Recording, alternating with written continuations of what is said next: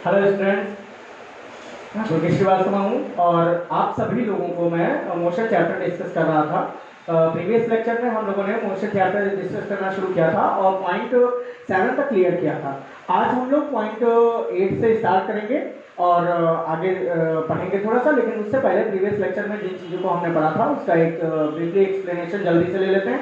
Position of the object क्या होता है, किसी एक पर्टिकुलर पॉइंट से और जो लोकेशन होती है ऑब्जेक्ट की उसको हम पोजीशन ऑफ दी ऑब्जेक्ट कहते हैं। वेक्टर एंड स्केलर क्वांटिटीज क्या होती हैं, ऐसी क्वांटिटीज या रोज क्वांटिटीज जहां पर हमें केवल और केवल मैग्नीट्यूड की जरूरत होती है, डायरेक्शन की जरूरत नहीं होती है, उन्हें हम स्केलर क्वांटिटीज कहते हैं। लेकिन जहां पर मैग्नीट्यूड और डायरेक्शन बोथ की जरूरत होती है उन्हें हम वेक्टर क्वांटिटीज कहते हैं। मोशन क्या होता है, मोशन जब कभी एक पॉइंट से दूसरे पॉइंट तक जो है चेंज इन पोजीशन होता है तो हम इसे मोशन कहते हैं। डिस्टेंस क्या होता है, किसी भी बॉडी से किसी पर्टिकुलर टाइम में टोटल पाथ जो कवर किया जाएगा एक जगह से दूसरी जगह तक जाने में उसको हम डिस्टेंस कहेंगे। और जो शॉर्टेस्ट डिस्टेंस होती है किन्हीं दो पॉइंट के बीच में उसको हम क्या कहते हैं, डिस्प्लेसमेंट कहते हैं। डिस्टेंस और डिस्प्लेसमेंट में कई सारे डिफरेंस थे, कुछ को डिस्कस कर लेते हैं। जैसे जो डिस्प्लेसमेंट होता है वो वेक्टर क्वांटिटी होता है और जो डिस्टेंस होता है वो स्केलर क्वांटिटी होता है। जो डिस्प्लेसमेंट होता है वो हमेशा डिस्टेंस से छोटा होता है। इसका रीजन मैंने आपको बताया था कि डिस्टेंस जो होता है वो एक्चुअल पाथ है, total path covered by the body होता है और डिस्प्लेसमेंट शॉर्टेस्ट डिस्टेंस होता है। तो सिंपल सी बात है कि वो हमेशा जो है छोटा ही रहेगा। इसके बाद यूनिफॉर्म और नॉन यूनिफॉर्म मोशन की बात हुई थी। तो जब इक्वल टाइम इंटरवल्स में हम क्या करते हैं, इक्वल डिस्टेंस ट्रेवल करेंगे तो वो सिंपल सी बात है यूनिफॉर्म मोशन है। और जब इक्वल टाइम में हम जो है डिस्टेंस अलग अलग ट्रेवल करेंगे तो हम इसे कहते हैं नॉन यूनिफॉर्म मोशन कहेंगे। Now we will start from point 8 today. Okay, be ready.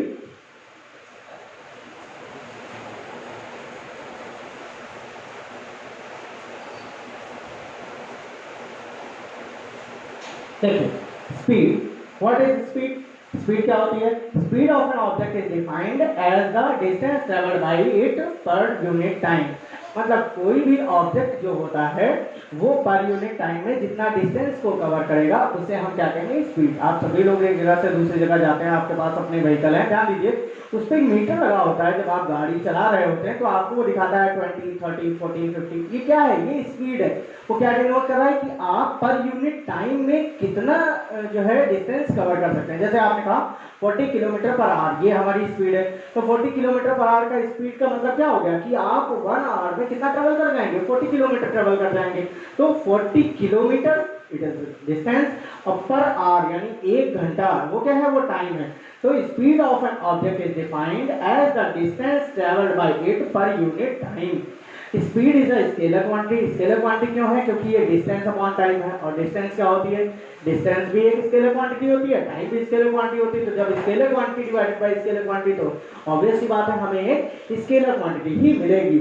और जो इसकी एसआई यूनिट होती है स्पीड की वो क्या होती है, वो होती है मीटर पर सेकंड। अब मीटर पर सेकंड कैसे आया, ध्यान से देखिए। स्पीड ऑफ एन ऑब्जेक्ट मैंने क्या डिस्क्राइब किया, डिस्टेंस अपॉन टाइम। क्या लिखा है, डिस्टेंस अपॉन टाइम। तो जब हम लिखेंगे SI unit of speed of an object तो SI unit of distance upon SI unit of time. Then SI unit of distance क्या होगी, मीटर, अपॉन में क्या आएगा, SI unit of time second, तो मीटर पर सेकंड। ये clear हो जाएगा आपको कि क्या होती है स्पीड। स्पीड जो होती है वो पर यूनिट टाइम में जितनी डिस्टेंस कवर की जाती है उसको हम किसी भी ऑब्जेक्ट की स्पीड कहते हैं। और दूसरा मेन पॉइंट ये एक स्केलर क्वांटिटी होती है और तीसरा मेन पॉइंट ये है कि इसकी जो एसआई यूनिट होती है वो मीटर पर सेकंड होती है। इस फार्मूला को हम कैसे डिनोट करते हैं, देखिए speed of an object is equal to distance upon time. किसी वस्तु की चाल जो होती है वो दूरी बटे समय के बराबर होती है। इसको ध्यान रखें, ये मैथमेटिकल फॉर्मूला जो होगा आपको वो आपके लिए बहुत ज्यादा बेनिफिशियल होगा जब आप न्यूमेरिकल पोर्शन में जाएंगे। नेक्स्ट टॉपिक पर चलते हैं।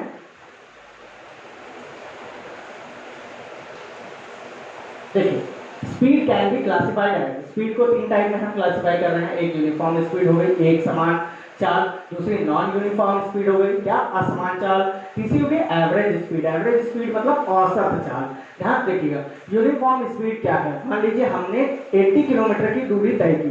अब 80 किलोमीटर की जो डिस्टेंस है उसमें पहले 1 घंटे में भी हमारी जो स्पीड है वो 40 किलोमीटर पर आवर है और अगले 1 घंटे में जो हमने डिस्टेंस ट्रेवल की वो भी 40 किलोमीटर पर आवर। तो दोनों में टाइम क्या है, सेम है, 1 घंटा 1 घंटा, और जो डिस्टेंस कवर की गई 40 किलोमीटर और 40 किलोमीटर वो भी सेम है। तो इस टाइप की जो स्पीड होगी उसको हम कहेंगे यूनिफॉर्म स्पीड। पर मान लीजिए आप एक रोड पे जा रहे हैं, आपका 40 किलोमीटर तो आप जो है 60 70, कुछ लोग तो बहुत तेज चलते हैं, ठीक है, इस टाइप से एक स्पीड में चले 70 किलोमीटर पर आवर। आगे आपके पास जो रोड है वो खराब है, ठीक, तो रोड खराब है तो आप अपनी स्पीड को धीमे करके चलेंगे, तो पहले 1 घंटे में आप चले 70 kilometre per hour, but next 1 our में आप चले 30 किलोमीटर पर आवर, क्योंकि रोड खराब थी। तो इस टाइप की जो स्पीड होगी उसको हम क्या कहेंगे, नॉन यूनिफॉर्म स्पीड। क्यों? क्योंकि 1 घंटे में जो डिस्टेंस या जो स्पीड रही वो अगले घंटे के स्पीड या डिस्टेंस से अलग अलग है, डिफर है, तो हम इसको क्या कहेंगे, नॉन यूनिफॉर्म स्पीड। नेक्स्ट आता है एवरेज स्पीड। एवरेज स्पीड जब दो ऑब्जेक्ट ट्रैवल कर रहे हैं उस केस में होता है, एक ऑब्जेक्ट दूसरा ऑब्जेक्ट दोनों की जो स्पीड है उसका एवरेज निकलेगा, उसको हम कहेंगे एवरेज स्पीड। चलिए आगे बढ़ते हैं नेक्स्ट टॉपिक पे, वेलोसिटी। वेलोसिटी का हिंदी मीनिंग होता है वेग। क्या होता है? वेग। अब वेग क्या होता है? Velocity of an object is defined as the displacement of the body per unit time. दोनों में बहुत माइन्यूट सा डिफरेंस है स्पीड और वेलोसिटी में। वहां क्या था? वहां था speed of an object is defined as the distance of the body, distance जो बॉडी ने ट्रेवल किया था पर यूनिट टाइम। यहाँ पर क्या है? यहाँ है displacement of the body per unit time.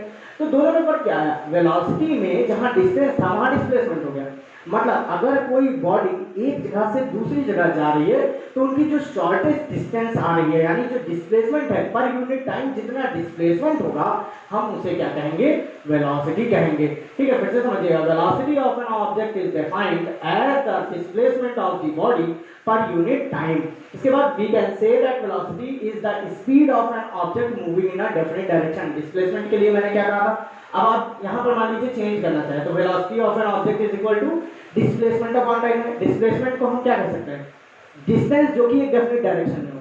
क्या अंतर तो इतना ही था कि एक डेफिनिट डायरेक्शन में जो डिस्टेंस होगी उसको डिस्प्लेसमेंट कहते हैं। तो हमें क्या कहा? We can say that velocity is the speed of an object moving in a definite direction. मतलब velocity of an object is equal to displacement upon time. Clear? Velocity को भी सेम स्पीड जैसे क्लासिफाई की जा रही थी वैसे ही हम वेलोसिटी को करेंगे uniform velocity, non uniform velocity और एवरेज वेलोसिटी। क्लियर हो गया होगा इतना आप सभी को?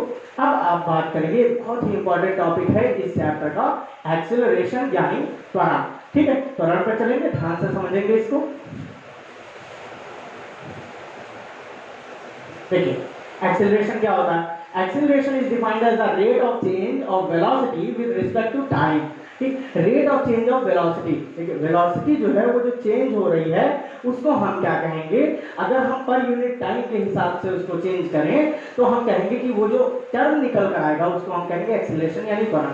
आपने ध्यान दिया, आप अपनी गाड़ी चला रहे हो तो उसके दाहिने साइड में एक्सेलरेशन होता है, मोटरसाइकिल जो होती है उसको खींचने पर, तो आप क्या कहते हैं? एक्सेलरेटर बढ़ाओ तो गाड़ी की स्पीड बढ़ती है। स्पीड नहीं, वेलोसिटी बढ़ रही है, क्योंकि उस समय आप एक निश्चित डायरेक्शन में आगे बढ़ रहे हैं। तो ये क्या है? ये वेलोसिटी है। अब जब आप एक्सीलरेटर खींचेंगे तो जो 20 30 ये बढ़ता जा रहा है, तो ये क्या है? ये चेंज इन वेलोसिटी।